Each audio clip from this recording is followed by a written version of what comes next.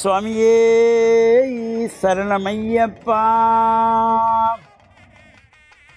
சபரிமலை யாத்திரைக்கு நாங்கள் போகிறோம், ஐயப்பனை காண வேண்டி மலைக்கு போகிறோம். சபரிமலை யாத்திரைக்கு நாங்கள் போகிறோம், ஐயப்பனை காண வேண்டி ஓடி போகிறோம். கல்லும் முள்ளும் குத்தவில்லை, காடு மலை கடினமில்லை. கல்லும் முள்ளும் குத்தவில்லை, காடு மலை கடினமில்லை. சுவாமி சரணம் சொன்னோம், ஐயப்பா சரணம் சொன்னோம்.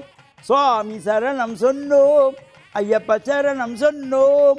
தூரம் அதிகமில்லை, அதோ ஐயப்பன் எல்லை. சபரிமலை யாத்திரைக்கு நாங்கள் போகிறோம், ஐயப்பனை காண வேண்டி ஓடி போகிறோம். சுவாமியே சரணமையப்பா. சுவாமி சரணம். மேன்மைகள் சைவ நீதி விளங்குக உலகமெல்லாம். நோயற்ற வாழ்வே குறைவற்ற செல்வம். அந்த நோய் நொடி இல்லாத வாழ்வு இந்த உலக மக்கள் எல்லோரும் வாழ வேண்டும் என்று கலியுகத்தின் காந்தமலை ஜோதியாகிய சபரிமலை சுவாமி ஐயப்பனுடைய திருவடிகளை சிறந்தாழ்த்தி டான் தமிழொலி ஓம் தொலைக்காட்சி நேயர்கள் அனைவருக்கும் சர்வதேச இந்து மத குருபீடம் அகில இலங்கை சபரிமலை ஸ்ரீ சாஸ்தாபுரத்தின் சார்பில் இனிய வணக்கங்களும் நல்லாசிகளும். இன்றும் மங்களகரமான குரோதி வருஷம் கார்த்திகை மாதம் 12ஆம் நாள் 27/11/2024 புதன்கிழமை. இன்று மலர்ந்திருக்கின்ற இன்றைய பொழுதும் நம் எல்லோருடைய வாழ்விலும் எல்லா விதமான சிறப்புகளும் வெற்றிகளும் கிடைக்க இறையருளும் குருவருளும் பூர்ணமாக நிறைய வேண்டும் என்று பிரார்த்தித்து இன்று புத வாரம் என்கின்ற புதன்கிழமை. இந்த வாரங்களுக்குள்ளே ஒரு அற்புதமான நாள். எந்த ஒரு சுபகாரியங்களையும் செய்வதற்கு மிகவும் அருமையான அற்புதமான நாள் இந்த புதன்கிழமை. ஒரு திருமணம் செய்வதற்கு மிகவும் சிறப்பானது. ஒரு ஆலயத்திலே கும்பாபிஷேகம் பண்ணுவதற்கு அருமையான நாள்.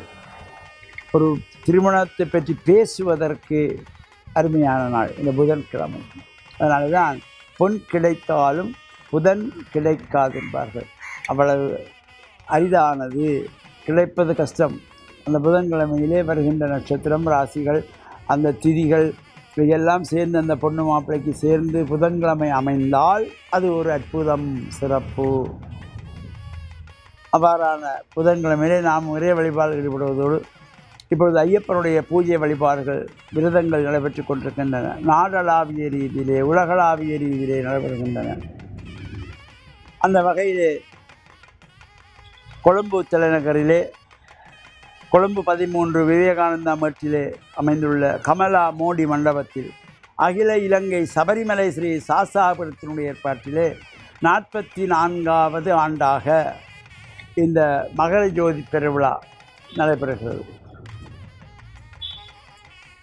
ஒவ்வொரு புதன்கிழமை, ஒவ்வொரு வெள்ளிக்கிழமை, ஒவ்வொரு சனிக்கிழமைகளிலும் மகா சங்காபிஷேகங்களோடு மலையாள பூஜைகள், அன்னதான பூஜைகள், திரவிய அபிஷேகங்கள் என்று சிறப்பாக நடைபெறுகின்றன. இந்த பூஜை வழிபாடுகளிலே மாலை அணிந்தவர்களெல்லாம் கலந்து இறையருளை பெறுவதோடு நம்மால் முடிந்த கைங்கரியங்களை, அந்த பூஜைக்கு தேவையான பூக்களை கொண்டு போய் கொடுத்தாலே பெரிய புண்ணியம் ஆகிறது.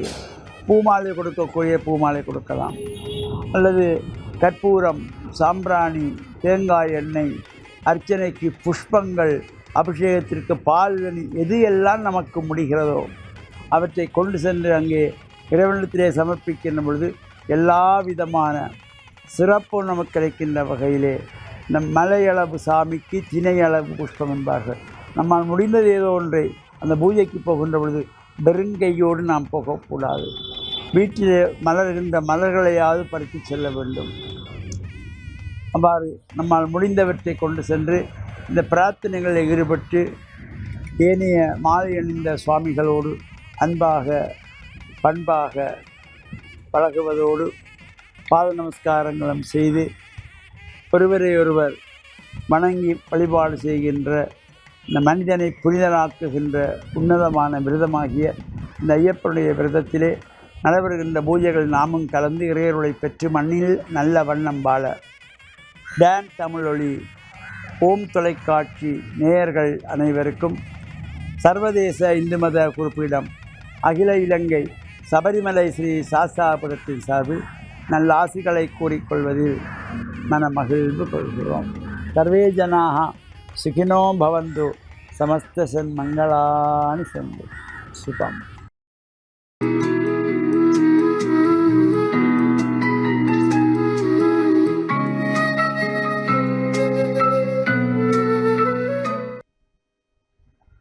இறை இயேசுவில் என் அன்பு நெஞ்சங்களே, கிறிஸ்தவ நற்சிந்தனை வேளையில் உங்களை சந்திப்பதிலே எனக்கு மிக்க மகிழ்ச்சி.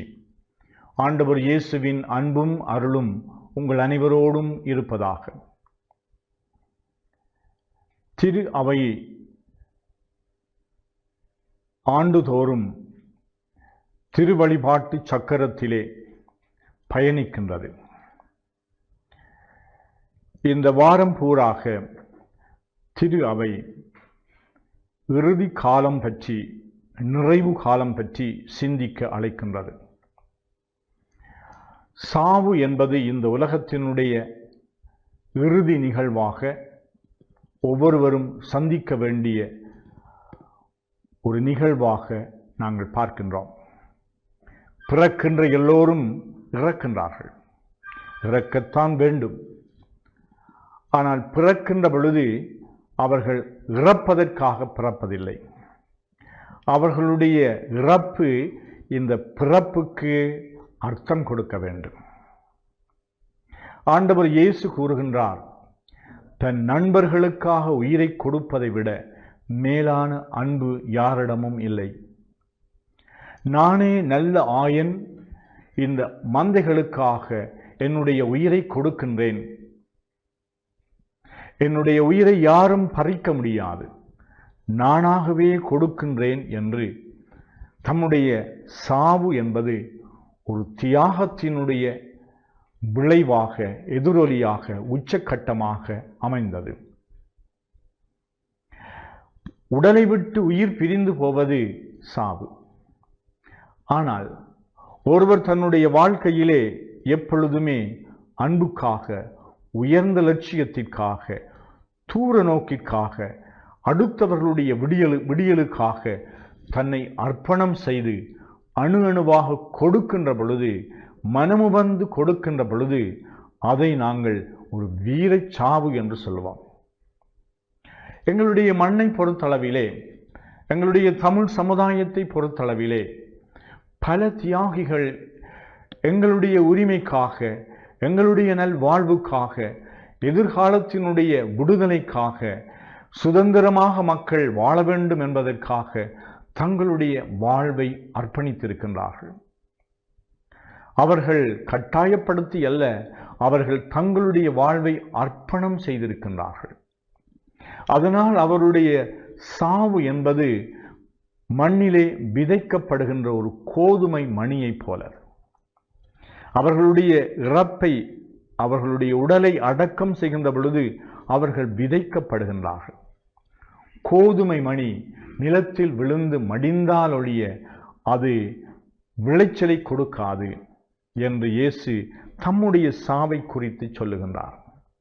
ஆனால் எங்களுடைய பெற்றோர்கள், எங்களுடைய முன்னோர்கள், இந்த எங்களுடைய சமுதாயத்தினுடைய பல தியாகிகள், பல இளையவர்கள், பல மனிதர்கள் உயர்ந்த லட்சியத்தோடு வாழ்ந்து அவர்கள் தங்களுடைய சாவை அவர்கள் எதிர்கொள்கின்ற பொழுது அவர்கள் வாழ்ந்தது அடுத்தவர்களுக்காக, உயர்ந்த லட்சியத்திற்காக.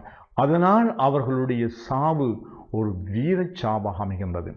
கிறிஸ்துவினுடைய சாவு பலருடைய மீட்புக்காக அவர் கொடுத்த விலையாக இருக்கின்றது. அதனாலே எங்களுடைய இந்த சமூகத்திலே கடந்த காலத்தில் ஏற்பட்ட பல்வேறு துரதிர்ஷ்டவிதமான நிகழ்வுகள் மத்தியிலே தங்களுடைய உயிரை கொடுத்த எல்லா தியாகிகளுக்கும் இறைவனுடைய அருள், இறைவனுடைய ஆசீர், இறைவனுடைய அரவணைப்பு அவர்களுக்கு கிடைக்க வேண்டும் என்று எல்லோருக்காகவும் நாங்கள் இந்த நல்ல நாளிலே நாங்கள் மன்றாடுவோமாக. அவர்களுடைய சாவு பலருக்கு வாழ்வாக அது மலர வேண்டும் என்று இறைவனிடம் அருள் வேண்டுவோமாக. ஆமென்.